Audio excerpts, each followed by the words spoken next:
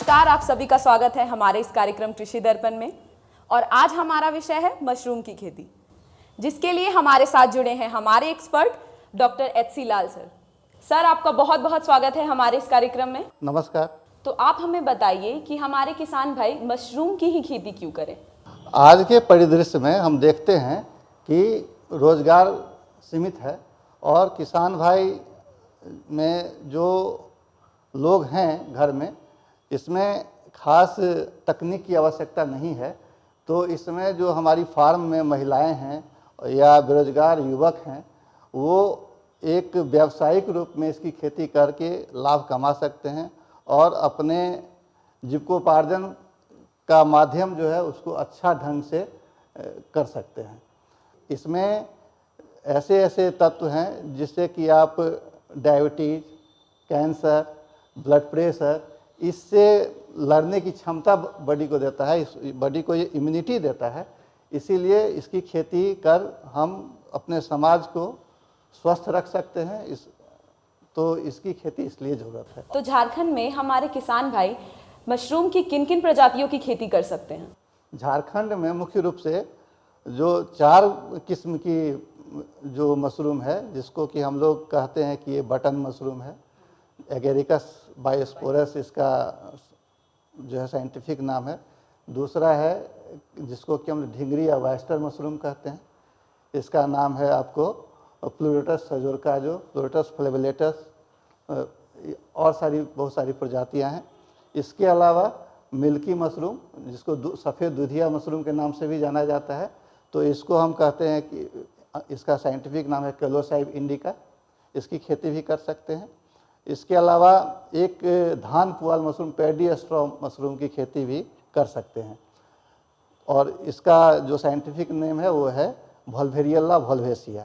तो ये 4 प्रजाति है जिसकी खेती अगर हम किसान भाई करें तो अमूमन सालों भर किसान भाई अपने खेत में, अपने इसमें तो खेत की आवश्यकता होती नहीं है। जो आपके पास कम ज़मीन है उसमें एक शेड बना करके भी आप खेती कर सकते हैं। तो ये भी एक बहुत बड़ा ये है कि आपको कहीं से खेत नहीं लेना है, आप घर के पास ही आप एक शेड इकट्ठा करके, शेड लगा करके उसमें आप खेती कर सकते हैं। विशेष तकनीक की आवश्यकता जहाँ तक हुई तो एक आपका जो बटन मशरूम की खेती है उसमें ही तकनीक की आवश्यकता पड़ती है, तथा उसमें कुछ आपके इंस्ट्रूमेंट्स भी अच्छे चाहिए होते हैं। तो इसको देखते हुए आप 3 मशरूम जो बताया गया, एक तो सफ़ेद दूधिया मशरूम, ढिंगरी वाइस्टर मशरूम और धान पुआल मशरूम, इसकी खेती किसान भाई सालों भर कर सकते हैं। तो ऑयस्टर मशरूम की खेती कैसे की जाए, इसके बारे में हमारे किसान भाइयों को आप कुछ बताइए। हाँ, किसान भाई सबसे 2-3 बातें हैं जिसको कि इसकी खेती में हम लोगों को ध्यान देना चाहिए। पहले कि जो हम इसका बीज जो होता है, मशरूम के बीज को हम लोग स्पॉन कहते हैं। तो स्पॉन जब हम खरीदते हैं तो किसी विश्वस्त सोर्स से ही लेते हैं, जिससे कि उसकी गुणवत्ता हमेशा बनी रहे। मशरूम में और एक चीज़ है कि किसान भाइयों को ये पता होना चाहिए कि ये कौन सा मशरूम है जो खाने योग्य है, या कौन सा मशरूम है जो कि विषैला भी है। मशरूम में कुछ विषैला भी मशरूम होते हैं, तो उसके पहचानने के लक्षण किसान भाई जान लें। जो आपके विषैले मशरूम होंगे, पॉइजनस मशरूम होंगे, उसमें देखिए कलर बहुत ब्राइट कलर्ड होता है। दूसरा है कि जब आप उसको तोड़ेंगे तो तोड़ने क्रम में सफ़ेद मिल्की ऊज, सफ़ेद दूधिया पदार्थ निकलता है। तीसरा है कि आप कैसे पहचान सकते हैं कि ये पॉइजनस है। तीसरा है कि जब आप इसके अलावा ही पता नहीं चले तो जब आप सब्जी बनाने लगते हैं तो जब प्याज भूनने के बाद उसमें डालते हैं तो प्याज का कलर अचानक डार्क हो जाएगा, ब्लैक हो जाएगा। तो आप इसको मशरूम को न छुएं, मशरूम को न खाएं। चौथा है कि अगर आपका बना बनाया पका मशरूम है और तब उसमें आप चांदी का चम्मच डालते हैं और चांदी का चम्मच आपका काला हो जाए तो फिर उस मशरूम को छोड़ दें। ये सब हैं कि किसान भाई जान लें कि जिससे कि ये कौन सा पॉइजनस है, कौन सा खाने वाला एडिबल मशरूम है। तो अब एडिबल मशरूम में किसान भाई, एक तो पहले चर्चा किया गया कि आप इसकी खेती जब करते हैं तो इसका बीज जो है, जिसे हम स्पॉन कहते हैं, इसको आप विश्वस्त स्रोत से ही खरीदें। तो यहाँ पे जैसे बिरसा कृषि विश्वविद्यालय है ये, या एक हार्प है, जो आईसीआर की संस्था है, पलांडू में है, ये आपको नेहा जी अच्छा बीज मुहैया कराती है। तो किसान भाइयों को चाहिए कि यहाँ से ये बीज लें और इसकी खेती करें। दूसरा है कि अब इसकी खेती में हम कैसे शुरुआत करें। तो शुरुआत में जो है कि आपका गेहूं का भूसा होता है, ये इसका रॉ मटेरियल है, गेहूं का भूसा या धान का पुआल। तो ये 3 से 5 इंच का कटा होना चाहिए, इसको हम लोग कुट्टी कहते हैं। तो अगर ये 3 से 5 इंच का कटा होना चाहिए और 10 केजी भूसी को पहले हम क्या करते हैं कि एक पानी के नाद में, जिसमें कि 100 लीटर पानी हो, उसमें 125 ml फॉर्मलिन और 10 से 15 ग्राम बेबिस्टिन ये पहले डाल के मिला देते हैं और उसमें उस भूसी को रात भर 14 घंटे के लिए उसको भिगो देते हैं। भिगोने के उपरांत क्या करते हैं कि जब सुबह में 14 घंटे बाद जब निकालते हैं तो पानी उसमें पूरा होता है, तब एक्सेस वाटर को ड्रेन करने के लिए ये भूसी को जो हम ऐसे नहीं डालते हैं, भूसी को एक सुतली वाले बोरा में भर के तब डालते हैं ताकि वो अंदर पानी में चला जाए, और जब निकालते हैं तो दीवार के सहारे उसको छोड़ देते हैं ताकि वो पूरा जो है सो पानी उससे रिस जाए, ख़त्म हो जाए।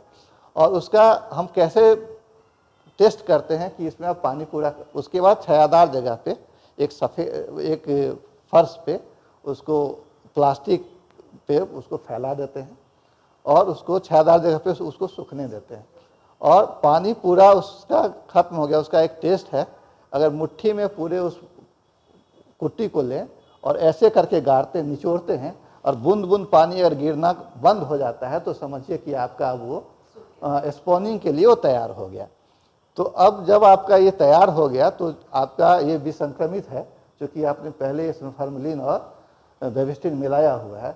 तो आप अपने हाथ को भी, किसान भाई चाहें कि अब हमको उसको बिजाई कर दी है तो हाथ को भी विसंक्रमित करना होता है, या स्पॉन्ज जो हम लिए हैं उसको भी एक ऐसे ट्रे में रखें जो कि पूरी तरह से आप स्पिरिट से उसको पोंछ लें, जिससे आप निकालेंगे उसको भी आप पूरी तरह से विसंक्रमित कर दें।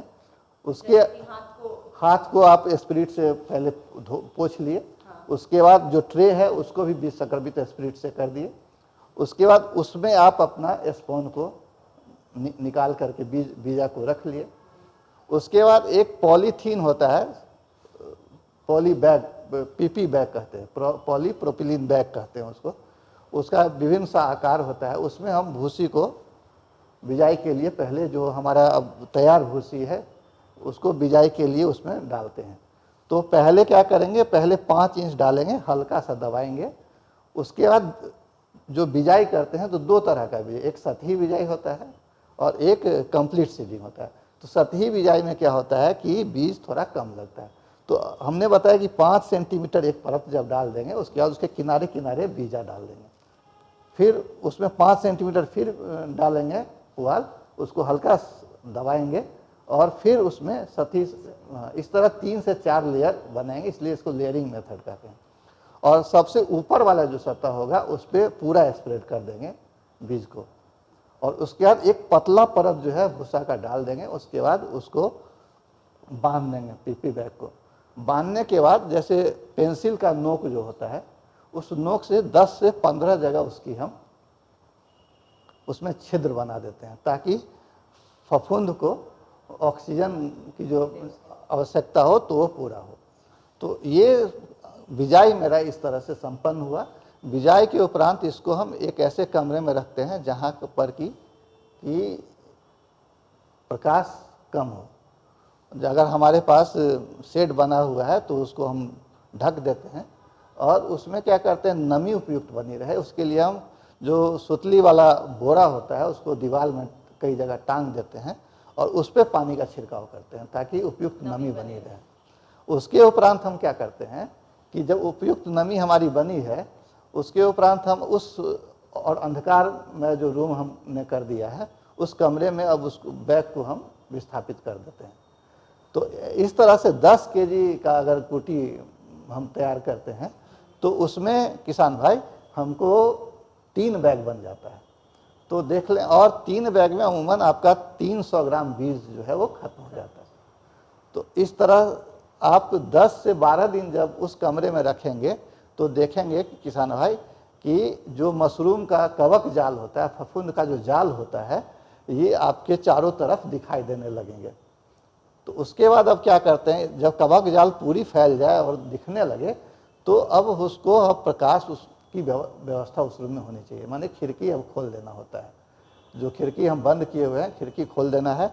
और उससे अब हम क्या करेंगे, जो पहले जो हमने पॉली बैग में उसको रखा था, अब बैग को हम क्या करेंगे, उसको काट देंगे 4 जगह से चीरा लगा करके, और फिर उसके बाद उस पॉली बैग को हटा देंगे। और उसके बाद उसको किसी आइदर आप उसको रैक सिस्टम में भी रख सकते हैं, या आप टेबल पे, जैसा व्यवस्था आपके पास है उस टेबल पर भी रख सकते हैं। रख करके अब उस पर हम पानी का छिड़काव करेंगे ताकि उपयुक्त प्रॉपर नमी बने रहे। अगर 90% से ज़्यादा उसमें नमी चाहिए, तो वातावरण में नमी के लिए तो हमने क्या किया कि सुतली वाले बोरा को 2 से 3 बार हर एक बार स्प्रे मारते हैं दिन में, तो नमी रहता है। लेकिन उसमें भी प्रॉपर नमी रहे, इसके लिए अब हम 3 से 4 दिन तक उसको हम उसमें पूरा पानी का छिड़काव दिन में 2-3 बार उस पर करते रहेंगे। जब हम 3 से 4 दिन तक छिड़काव करेंगे तो देखेंगे कि पिन हेड स्टेज एक अवस्था होती है जिसमें देखिए घुंडी, पिन का घुंडी जो होता है उस तरह वो कवक जाल के ऊपर बनने लगता है।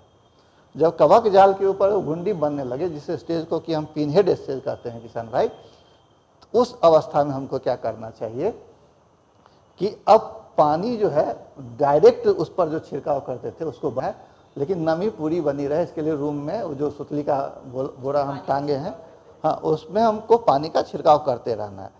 तो अब पिन हेड अवस्था के 4 से 5 दिन बाद जो है वो आपको देखेंगे कि फुल ब्लूम मशरूम जो है वो आपको तैयार हो जाता है। तो उसको तोड़ने का तरीका है, एक बार दाहिने ऐसे घुमाएं और दूसरे बार बाएं डंठल को पकड़ के घुमाएं तो टूट जाता है। प्लग कर, तो जब प्लकिंग हम कर लिए, तोड़ लिए, उसके बाद उसका जो डस्ट पार्ट है उसको हटा के फ्रेश कर लिए, तौल करके 250-200 ग्राम के पैक में, जो पैक है उसमें बनाए और फिर मार्केट में उसको ले गए तो बिक जाता है। तो सर आप हमें बताएं कि मशरूम की पैकेजिंग कैसे की जाए। मशरूम बाजार में जो किसान भाई तैयार कर रहे हैं वो उनको मिलता नहीं है। अभी कंज्यूमर जाते हैं तो उनको मिलता नहीं है, तो अगर ले जाते हैं तो तुरंत का तुरंत उनको बिक जाता है। तो उन पैकेजिंग में है कि आप अगर पैकेजिंग का व्यवस्था रखे हैं तो प्लास्टिक पैकेजिंग भी आप कर सकते हैं, नहीं तो आप सिंपल प्लास्टिक वाला थैला में उसको भरिए और ले जाइए और वहाँ बिक जाता है। उसमें कुछ एहतियात बरतने की ज़रूरत है। जो हम बीज संक्रमित जो करने की बात कहते उसको ध्यान में रखना है। अगर आप मॉइस्चर और टेम्परेचर मेंटेन नहीं रखते हैं तो मशरूम में कुछ समस्या आ सकती है। उससे बचाव के लिए जब भी हम मशरूम को देखने जाएं तो अपने हाथ को भी संक्रमित जरूर करें और जूता वगैरह पहन के नहीं जाएं। ये सब हमको ध्यान में रखना चाहिए। तो हमारे किसान भाई इसकी बिक्री को कैसे बढ़ाएं? हाँ, देखिए अमूमन एक बैग का जो लागत आता है वो 65 से 70 रुपये आता है, और किसान भाई पहला कट जो लिए उसके बाद 15 दिन के अंतराल पे 2 कट और ले सकते हैं। एक बैग से लगभग 2 केजी तक आपका मशरूम आता है। दो अच्छा अगर आपके पास व्यवस्था है, अच्छी व्यवस्था आपने मैनेजमेंट कर रखे हैं तो 2.5 केजी तक आएंगे, लेकिन 2 केजी तक तो आते ही हैं। तो बाज़ार में जो वाइस्टर मशरूम है उसका जो 150 रुपये केजी से 160 रुपये केजी तक बाज़ार में वो मिलता है।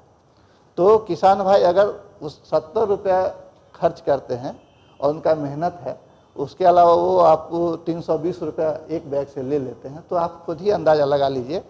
और ये कितना दिन आपको मिलना शुरू हो जाता है, 28 से 32 दिन के आसपास में पहला तुराई हो जाता है।